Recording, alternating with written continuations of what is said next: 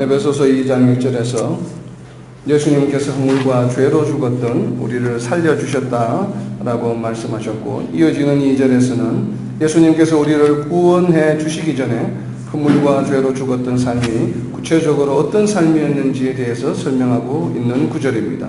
지난주에 우리가 구원받기 전에는 우리가 허물과 죄로 처해 있는 삶을 산다고 이야기했는데, 이 허물과 죄는 과연 어떤 것들일까요? 그것을 오늘 이 2장 2절에서 설명하고 있습니다. 우리가 어떤 형태의 허물과 죄를 짓든지 간에 오늘 본문에 있는 2장 2절 말씀이나 2장 3절 말씀에 있는 것처럼 이것을 이렇게 그룹으로 나누어 보면 모두가 세 가지의 형태의 그룹으로 나누어질 수가 있습니다. 첫 번째 그룹은 뭐냐면 에베소서 2장 2절에 있는 것처럼 그때 너희는 그 가운데 행하여 뭐예요? 이 세상 풍조를 따르고, 허물과 죄 가운데 첫 번째 그룹이 바로 뭐냐면 이 세상의 풍조를 따르는 허물과 죄입니다.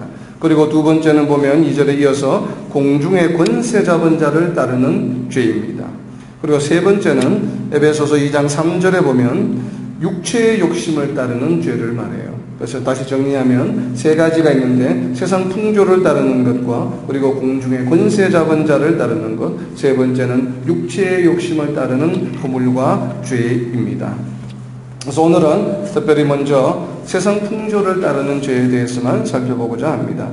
세상 풍조는 어떤 것입니까? 유의할 것은 우리가 이 풍조라는 단어인데 개역개정에서는 풍조라고 번역하였는데 원래 헬라어 원어의 뜻이 조금 쉽지가 않습니다. 헬라어 원어는 아이온이라고 하는 단어인데 KJV 성경을 기준으로 약 한 128차례 사용되고 있습니다. 이 세 가지의 뜻을 함축하고 있어요. 첫 번째는 영원하다는 뜻이 있습니다. 그래서 forever라는 뜻이 있고, 그 다음에 세상이라고 하는 뜻을 가지고 있고, 그리고 세 번째는 어떤 시대, 어떤 특정한 시간 간격, 그러니까 age라고 하는 뜻의 의미를 가지고 있습니다. 그래서 이 세 가지의 뜻이 좀 함축되어 있는 단어가 바로 이 아이온이라고 하는 단어인데, 그러다 보니 이 영어 성경에서는 조금 더 우리 마음에 와닿게 쉽게 표현되어 있습니다. 우리 NIV 성경에서는 이 아이온이라는 단어를 the ways 해서 the ways of the world, 그러니까 이 세상의 어떤 방식, 이렇게 번역을 하고 있고요. 그 다음에 KJV에서는 the course라고 번역하고 있습니다. 이상을 종합해 보면 세상적인 방법으로 이 영원한 것, 이라는 것으로 해석하는 것이 타당해 보입니다. 그런데 이 세상적인 방법의 특징이 있죠. 보면 이 세상적인 방법의 특징이 뭐냐면 우리가 보통 세상적인 것은 어떤 육신을 가지고 있기 때문에 육신의 생명은 유한하죠. 그래서 어떤 시간적인 제한성을 가지고 있는데 이 세상의 풍조라고 하는 이 풍조는 유한하지 않아요. 그래서 이 헬라어 아이온이라고 하는 것은 바로 이 지속되는 forever라고 하는 이 의미를 함축하고 있는 것입니다. 세상의 삶의 패턴은 유한하지가 않고 끊임없이 반복되고 있다는 것입니다. 즉 이 세상이 존재하는 한 항상 동일하게 존재하는 것을 말합니다. 이는 아담 이래로 지금까지 존재하고 있으며 앞으로도 우리가 이 세상적인 삶의 풍조는 아마 계속 예수님이 다시 오실 때까지 지속될 것입니다. 그래서 우리 개역개정에서는 풍조라고 아주 적절하게 번역하고 있습니다. 이와 같은 의미로 동일한 단어가 로마서 12장 2절에서도 사용되고 있습니다. 로마서 12장 2절에 보면 너희는 이 세대를 본받지 말고 오직 마음을 새롭게 함으로 변화를 받아 하나님의 선하시고 기뻐하시고 온전한 뜻이 무엇인지 분별하도록 하라 라고 하는 로마서 12장 2절 말씀은 로마서 16장 전체 중에서 1장부터 11장까지는 우리 기독교에 대한 어떻게 보면 덕트린이죠. 기독론에 대한 이야기를 하고 있고 12장부터 16장까지는 바로 성도의 삶에 대해서 가이드를 하고 있는 이 성경 파트입니다. 그래서 성도의 삶에 대해서 권면하고 있는 12장의 첫 번째 문장이 바로 이 12장 2절 말씀이죠. 너희는 이 세대를 본받지 말고. 왜 그러냐면 우리는 이제 이 세대에 이 세상에 속한 자들이 아니고 예수님을 믿음으로 인해서 우리는 어떤 존재가 되었어요? 세상으로부터 이렇게 끄집어내어져서 새롭게 교회라고 하는 하나님이 중심이 되는 그 조직에, 그 그룹에 속한 존재가 되었기 때문에 이제는 더 이상 세상적으로 살아가는 세상의 어떤 그 패턴, 삶의 패턴으로부터 벗어나서 마음을 새롭게 함으로 오직 변화를 받아 하나님의 선하시고 기뻐하시고 온전한 뜻이 무엇인지 분별하면서 우리의 삶을 신령과 진정으로 드리는 예배의 삶으로 살아가야 된다고 하는 뜻입니다. 바로 이 문장에서 이 세대 할 때 세대가 오늘 본문에 있는 에베소서 2장 2절에 있는 바로 이 풍조라고 하는 단어가 동일한 단어입니다. 그래서 에베소서에서는 풍조라고 번역이 되었고 로마서에서는 이 세대라고 하는 세대로 번역이 되어 있습니다. 우리가 예수님을 믿음으로 구원을 받기 전에는 세상의 풍조를 따라서 살았죠. 이제는 우리가 더 이상 세상의 풍조를 따르지 않고 마음을 새롭게 함으로 하나님의 뜻을 따라서, 그러니까 하나님의 패턴대로 우리는 살아가야 합니다. 즉 다시 말하면 이 세상에는 두 가지의 삶의 패턴이 있습니다. 하나는 세상의 풍조를 따라가는 삶이 있고 또 다른 하나는 하나님의 패턴에 맞춰서 살아가는 삶이 있습니다. 이렇게 두 가지로 구별하게 되면 세상의 풍조는 어떤 것이 됩니까? 바로 세상의 풍조는 하나님의 뜻에 반하는 삶이 되는 것입니다. 우리가 명확히 인지하는 세상의 풍조는 얼마든지 따라하지 않을 수가 있죠. 그런데 우리 자신도 모르게 그만 세상의 풍조를 따라하는 경우가 있습니다. 때로는 우리가 지금 살아가고 있는 이 삶의 방식이 세상의 풍조인지 하나님의 패턴인지 제대로 분별하지 못하고 그냥 살아가는 경우도 너무나도 많이 있습니다. 간혹 세상의 풍조를 따르고 있으면서도 때로는 전혀 인지하지 못하는 경우도 너무나 많습니다. 우리는 이러한 세상의 풍조로 인해 우리는 나도 모르게 하나님의 뜻에 대적하는, 하나님의 뜻에 반하는 그러한 삶을 살아가게 되는 것입니다. 하나님의 뜻에 반하는 우리가 자주 범하는 그런 것들이 어떤 것들이 있을까요? 아주 다양한 세상 풍조가 많겠지만 오늘은 시간 관계상 가장 대표적인 것으로 한 가지만 살펴보고자 합니다. 바로 자녀에 대한 세상 풍조입니다. 세상에 어떤 부모가 자녀로부터 자유로울 수가 있겠습니까? 부모라면 누구나 예외 없이 모든 자녀가 건강하게 공부도 잘하면서 좋은 대학에 또 진학을 하고 그리고 또 졸업한 이후에는 좋은 직장에 들어가서 그리고 또 좋은 배우자를 만나서 행복하게 살기를 원하죠. 이것은 이 땅에 있는 부모라면 아마도 예외 없이 누구나 다 원하는 것일 것입니다. 그러나 우리가 정말 이러한 것이 하나님의 패턴인지 세상의 풍조인지를 우리는 유념해서 잘 살펴보아야만 합니다.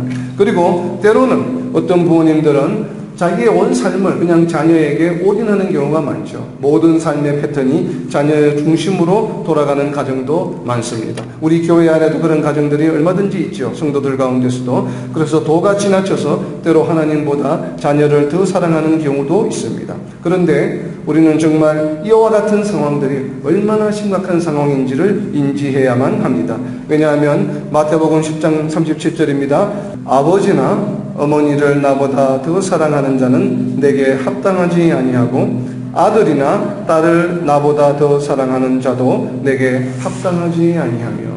이건 예수님이 우리에게 선포하신 말씀이에요. 우리가 삶 가운데 부모님이나 자녀를 예수님보다 더 생각하고 우선순위에 둔다면 바로 예수님께서는 너는 내게 합당한 자가 아니다라고 선언하셨습니다. 자비와 사랑이 충만하신 예수님께서 하나님께서 바로 이와 같이 선포하신 것이죠. 아들이나 딸을 예수님보다 더 사랑하는 자는 예수님에게 합당하지 아니한 자입니다. 우리가 더욱 심각한 것은 무엇인가 하면 하나님께서는 하나님보다 더 사랑하는 것, 하나님보다 더 우선순위에 두는 것, 하나님보다 더 집착하는 것, 하나님보다 더 의지하는 것을 그냥 내버려 두지 않으신다고 하는 그 사실입니다. 어떻게 하실 것 같아요? 하나님께서는 우리가 하나님보다 더 의지하고 하나님보다 더 사랑하고 하나님보다 더 의지하고 집착하는 것이 있으면 하나님께서는 어떻게 하시냐면 그것을 제거하여 버리십니다. 이사야서 3장 1절 말씀입니다. 이사야서 3장 1절 말씀에 보면 여호와께서 예루살렘과 유다가 의뢰하며 의지하는 것을 제하여 버리시되. 이것은 하나님의 속성이에요. 하나님의 특성입니다. 이는 하나님보다 우선하는 것을 하나님께서는 우상으로 여기시고 금하시기 때문입니다. 자녀에 대한 지나친 사랑이 하나님보다 우선해서는 절대로 안 됩니다. 우리가 정말 자녀를 진심으로 원한다면 항상 자녀를 하나님 뒤편에 두어야만 합니다.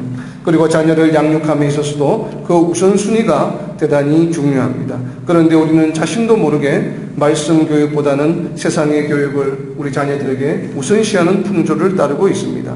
영어, 수학 등을 가르치는데 얼마나 많은 과외비를 지출하며 우리의 열정과 또 우리가 성의를 다하고 있습니까? 그런데 정작 하나님의 말씀을 가르치는데 우리는 얼마나 시간과 노력을 기울이고 있는지 깊이 되돌아보아야 합니다. 그저 주일학교에서 말씀을 가르치는 것으로 우리가 주일학교에 교회에 책임을 전가하고 있지는 않습니까? 과연 그렇습니까? 자녀들에게 말씀을 가르치는 것이 교회의 책임입니까? 그렇지 않습니다. 말씀을 가르치는 첫 번째 의무와 책임은 교회에 있는 것이 아니라 바로 자녀들의 부모에게 있습니다. 왜냐하면 하나님께서는 모세를 통해 이를 가장 우선시할 것을 명령하셨기 때문입니다. 하나님 말씀 한 구절 또 찾아보겠습니다. 신명기 6장입니다. 신명기 6장 7절 말씀. 내 자녀에게 부지런히 가르치며 집에 앉았을 때이든지 길을 갈 때이든지 누워있을 때이든지 일어날 때이든지 이 말씀을 강론할 것이며. 이건 누구에게 하신 말씀이에요? 부모에게 하시는 말씀이에요. 부모에게 자녀들에게 부지런히 가르치며 집에 있을 때나 밖에 나갈 때나 누워있을 때나 일어날 때나 밤에 잠을 잘 때나 아침에 일어날 때나 끊임없이 이 말씀을 가르치라라고 명령하고 있습니다. 이것은 성도라면 하나님의 백성이라면 부모로서 자녀에게 해야 될 첫 번째 의무와 책임입니다.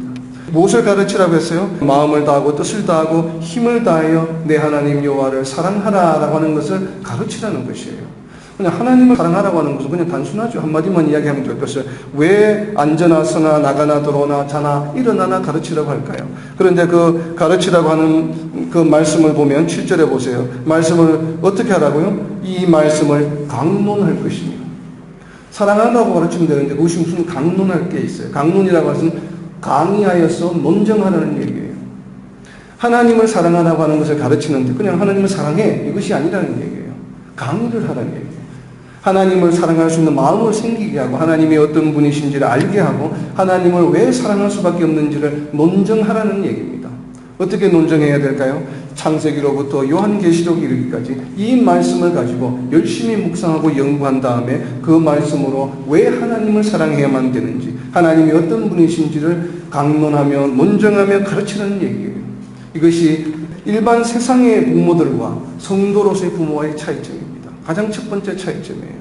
이것을 만약에 하지 않고 있다면 우리는 성도로서의 부모와 세상의 풍조에 따르는 부모와 구별이 없겠죠. 그래서 우리는 나도 모르게 세상 풍조를 따라가는 그런 삶을 살아가는 부모가 되는 것입니다. 그래서 우리가 정말 하나님의 말씀을 열심으로 자녀를 가르쳐야만 합니다. 바로 이 첫 번째 우리가 말씀으로 이 말씀 교육하는 것을 정말 세상적인 우리가 영어 수학을 가르치는 것보다도 더 우선해야만 합니다. 정말 이 신명기 6장 7절에 있는 말씀처럼 우리가 열심히 가르치기 위해서는 부모님들이 우리가 교회에 봉사하는 것, 또 사업을 하는 것, 시간을 줄여서라도 말씀을 최소한 하루에 1시간 정도씩은 묵상하고 연구한 다음에 자녀들을 매일 가르쳐야 하겠죠. 우리가 정말 신명기 6장 7절에 있는 말씀처럼 나오나 들어가나 자나 일어나나 이렇게 계속 지속적으로 가르치지 못한다 할지라도 최소한 하루에 한 번 정도는 우리가 가정 예배를 통해서 자녀들에게 말씀을 전파하고 가르칠 수 있는 그러한 모든 부모님들이 되시기를 예수님의 이름으로 선포합니다. 왜 우리는 이렇게 그럼 자녀들을 말씀으로 가르쳐야 할까요? 그 이유를 바울 사도는 자기의 영적 자녀인 디모데에게 편지를 보내면서 우리가 말씀으로 자녀를 양육해야 되는 그 이유를 설명하고 있습니다. 디모데후서 3장 17절 말씀에 보면 이는 하나님의 사람으로 온전하게 하며 모든 선한 일을 행할 능력을 갖추게 하려 함이라 라는 말씀이에요. 하나님의 사람으로 온전하고 그리고 모든 선한 일을 행할 수 있는 능력을 갖춘 자녀, 우리 모든 부모들이 바라는 자녀의 모습이죠. 그렇죠? 그러니까 하나님 앞에서는 온전하고 모든 선한 일을 행할 수 있는 능력을 갖춘 자녀가 있다면 부모로서 얼마나 행복하겠습니까? 바로 우리는 이러한 소망을 자녀들에게 늘 가지고 있습니다. 그런데 오늘 보면 이 디모데후서 말씀을 보면 이러한 자녀들이 되기 위해서는 부모들이 어떻게 해야 될까요? 이러한 자녀들, 하나님 앞에 온전하고 선한 일을 행할 능력을 갖춘 자녀가 영어나 수학을 잘한다고 해서 좋은 대학을 들어간다고 해서 열심히 공부해서 성적이 우수하다고 해서 이루어지는 것이 아니라고 하는 것은 우리는 너무나 잘 알고 있습니다. 오히려 반대죠. 오히려 반대로 하나님의 사람으로 온전하고 모든 선한 일을 행할 능력을 갖추게 되면 오히려 성적이 좋아지죠. 그것은 왜 그러냐면 분명히 다니엘서 1장에 보면, 다니엘서 1장 마지막 부분에 보면 다니엘이 하나님을 향해서 날마다 기도하는 것을 포기하지 아니하고 기도하고 또한 그 몸을 더럽히지 않은 것 때문에 하나님께서 어떤 축복을 주셨어요? 세상 공부하는 능력을 주변에 있는 친구들보다 20배나 더해 주셨습니다. 그래서 같이 함께 공부하던 친구들보다도 그 능력이, 성적이 20배나 좋았어요. 이것이 하나님의 축복이에요. 그렇기 때문에 우리가 정말 우리의 자녀들이 하나님 앞에서 온전하고 선한 일을 행할 수 있는 능력을 갖추도록 한다면 당연히 성적은 좋아집니다. 그래서 이제 오히려 반대가 되어야 되겠죠. 그래서 우리는 이를 위해서 우리는 그럼 무엇을 하여야 할까요? 우리 디모데후서 16절 말씀에 보면 하나님의 말씀 모든 성경은 하나님의 감동으로 된 것으로 교훈과 책망과 바르게 함과 의로 교육하기에 유익하다라고 되어 있습니다. 그러니까 하나님의 말씀이 바로 교훈과 책망과 바르게 함과 의로 교육하기에 유익하기 때문에 이 말씀으로 교육하게 되면 바로 우리의 자녀들이 하나님의 사람으로 온전하게 되며 모든 선한 일을 행할 능력을 갖추게 된다라고 하는 말씀이에요. 그 다음 자녀들에 대한 대표적인 세상의 풍조는 무엇이겠습니까? 바로 우리가 신앙보다 세상 조건을 우선시하는 결혼 풍조입니다. 우리는 우리 자신도 모르게 우리 자녀들의 배우자를 처음 소개받을 때 그만 그들의 직장이나 출신 학교나 경제적 상태를 먼저 물어보게 되고 그것이 또한 의사결정의 중요한 기준이 되는 것을 발견하게 됩니다. 물론 이러한 것들이 우리가 삶을 살아가는데 중요한 요소임을 부인할 수는 없습니다. 그러나 솔로몬은 이러한 것들을 뭐라고 이야기했습니까? 전도서 2장 11절에 보면 수고한 모든 것이 다 헛되어 바람을 잡는 것이며 해 아래에서 무익한 것이다 라고 이야기했습니다. 우리의 자녀들의 배우자들이, 결혼 배우자들이 얼마나 좋은 교육을 받고 지혜가 높은들 솔로몬보다 높겠습니까? 그들의 경제적인 상황이 좋아본들 솔로몬보다 부가 많겠습니까? 솔로몬과 비교할 수 없죠. 그 지혜나 경제적인 여건이나 이런 것들이 감히 어떻게 솔로몬과 비교할 수 있겠어요? 그러나 솔로몬은 이 모든 것들이 헛되어 바람을 잡는 것이며 해 아래에서 무익한 것이라고 이야기했습니다. 이러한 세상 풍조를 우리가 정말 이렇게 솔로몬이 이야기한 것처럼 헛되고 무익한 것으로 우리가 자녀들의 결혼의 기준으로 여겨야 되겠습니까? 이는 정말 심각하게 되짚어 보아야 합니다. 이러한 세상 풍조를 이겨내고 우리는 벗어나야만 합니다. 하나님께서 왜 우리를 선택하시고 우리에게 자녀를 허락하여 주셨습니까? 우리에게 왜 결혼이라고 하는 그 제도를 우리에게 만들어 주셨습니까? 창세기에 보면 남자는 부모를 떠나 가정을 이룰지어다 라고 말씀하셨는데 창세기 1장 28절에 보면 바로 이 결혼의 궁극적인 목적을 설명하고 있습니다. 창세기 1장 28절에 보면 하나님의 백성들이 생육하고 번성하는 것입니다. 결혼이라는 제도를 만들어주신 이유는 하나님 나라의 백성들이 생육하고 번성하는 것이에요. 때문에 우리는 올바른 신앙생활과 정말 하나님 나라 확장에 적합한 배우자인가를 가장 우선순위로 우리 자녀들의 결혼 풍조가 되도록 해야만 합니다. 그러면 하나님께서 어떻게 해주십니까? 그 다음 우리가 염려하는 여러 가지 경제적인 여건이나 여러 가지 환경, 생활 능력 그런 것들은 다 무엇 때문에 그래요? 바로 우리가 먹고 사는 문제 때문에 그런 것이죠. 이러한 먹고 사는 문제는 하나님께서 다 책임져 주신다고 약속하셨기 때문입니다. 마태복음 6장 31절에 보면 무엇을 먹을까, 무엇을 마실까, 무엇을 입을까 하지 말라. 하나님께서는 우리에게 무엇을 먹을까, 무엇을 입을까, 무엇을 마실까 염려하지 말라고 말씀하고 계십니다. 왜 그렇습니까? 하늘에 나는 참새도 하나님께서 먹을 것을 다 구해주시기 때문에 하물며 하나님께서 창조하시고 하나님의 백성으로 삼아주신 우리 자녀들이야 말해서 못하겠습니까? 정말 먹을 것과 마실 것과 거주하는 모든 것들을 하나님께서 다 준비해 주시기 때문입니다. 왜 그렇습니까? 거기에는 조건이 있죠. 그래서 마태복음 6장 33절에 보면 너희는 먼저 그의 나라와 그의 의를 구하라. 그리하면 먹고 사는 문제는 하나님께서 다 책임져 주시겠다라고 하는 말씀입니다. 우리가 이 결혼 풍조 다음에 또 자녀들과 연관하여 우리가 자칫 범하기 쉬운 세상 풍조가 바로 뭐냐면 자녀를 교육하는 방식입니다. 정말 이것은 우리에게 엄청난 도전이죠. 우리에게 정말 힘들고 어려운 일입니다. 자녀를 교육하는 방식. 우리 세상적인 이 자녀를 교육하는 세상의 풍조는 어떤 것인가 하면 세상에 믿지 않는 가정들을 보면 우리가 자녀를 가르칠 때 훈육할 때 훈계할 때 보면 대부분 그 결과는 자녀가 노하게 됩니다.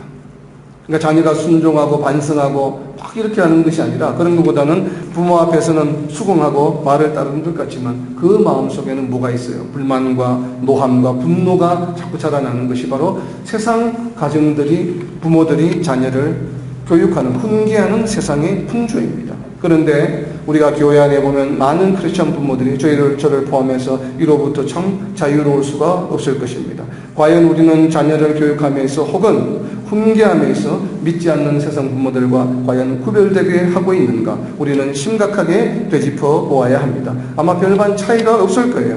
그렇다면 우리는 지금 세상의 풍조를 따라가는 허물과 죄를 날마다 범하고 있음을 우리는 인정하여야만 합니다. 그렇다면 세상의 풍조는 이렇게 자녀들을 훈계하는 과정에서 자녀를 노하게 하지만 성도의 부모들은 그럼 과연 어떻게 자녀를 훈계해야 될까라고 하는 것을 사도 바울은 골로새서 3장 21절에서 이야기하고, 아비들아 너희 자녀를 노엽게 하지 말라. 성경에, 모세오경에, 그리고 잠언에 자녀들을 교육하는 것에 대해서 수없이 많은 구절들이 있습니다. 자녀들을 어떻게 교육해라, 어떻게 교육해라는 수많은 구절이 있고, 바울 사도는 구약에 너무나도 정통한 사람입니다. 누구보다도 이 구약을 잘 꿰뚫고 있는 분이시죠. 그분이 골로새 교인들에게, 성도들에게 자녀 교육에 대해서 권면을 하면서 다른 그 많은 구절들을 언급하지 않고 오직 한 구절만 언급했습니다. 그 최우선은, 자녀 교육의 최우선으로 언급한 구절이 바로 뭐냐면, 아비들아 너희 자녀를 노엽게 하지 말지. 왜 자녀를 하나님의 말씀으로 이렇게 하고, 뭐 할 때는 어떻게 하고 어떻게 하니 어떻게 하라고 이야기하지 아니하시고, 가장 딱 한마디, 딱 하나를 뽑으라고 하면 그것이 뭐냐면 너희 자녀를 노엽게 하지 말지. 이것이 부모들에게 요구하는 바울 사도의 권면입니다. 그 이유를 설명하고 있는데, 그 이유가 뭐냐면 골로새서 3장 21절에 보면 자녀들이 낙심할까 하리라.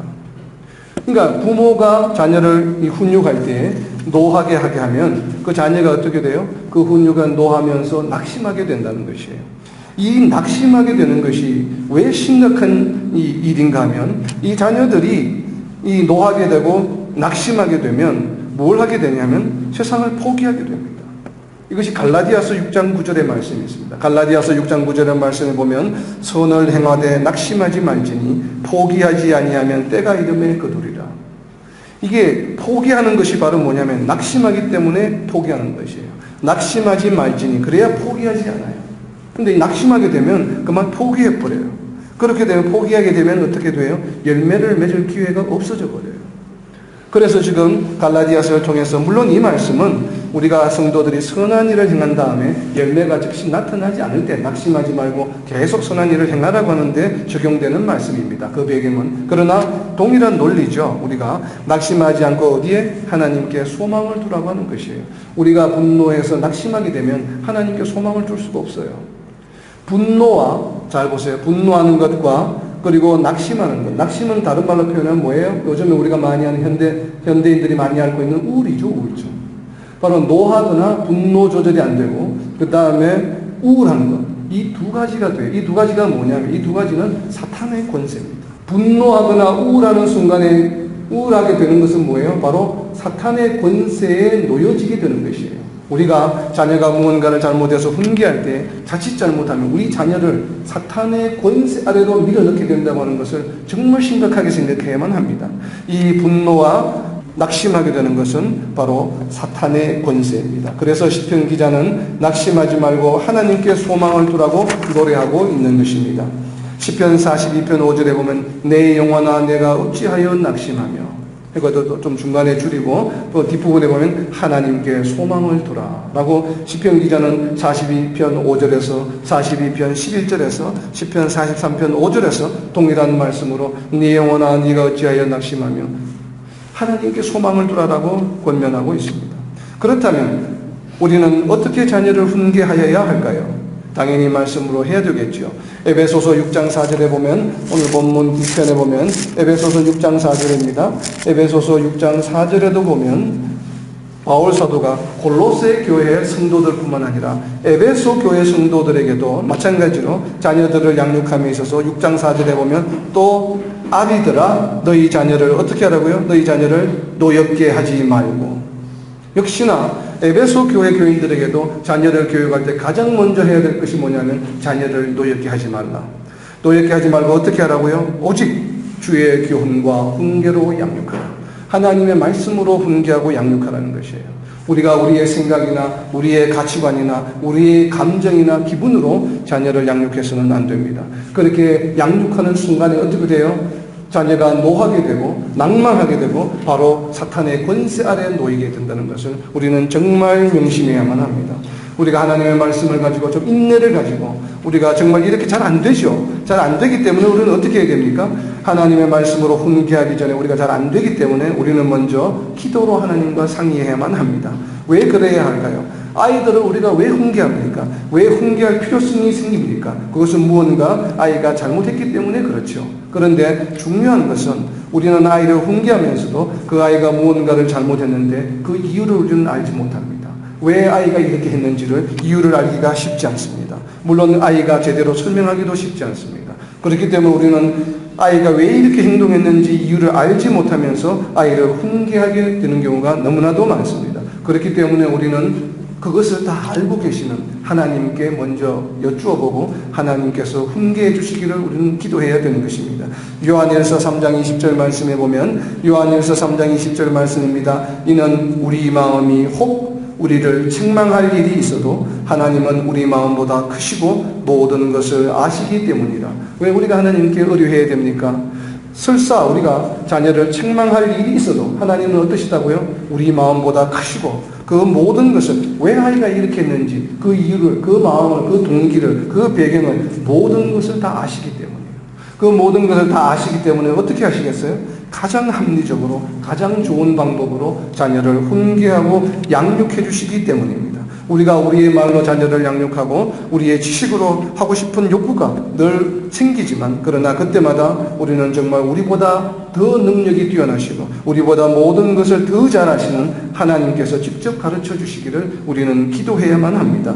하나님께서 자녀에게 직접 말씀하실 때 아이들에게 진정한 변화가 일어나죠. 부모의 말씀보다 하나님의 말씀이 아이들에게 훨씬 더 효과적이고 영향력이 있다고 하는 것을 우리는 인정해야만 합니다. 그렇겠죠. 우리 자신을 돌아봐도 그렇잖아요. 누군가의 이야기를 듣는 것보다 하나님의 말씀을 듣고 우리가 깨달을 때 얼마나 우리가 많은 변화를 일으킵니까?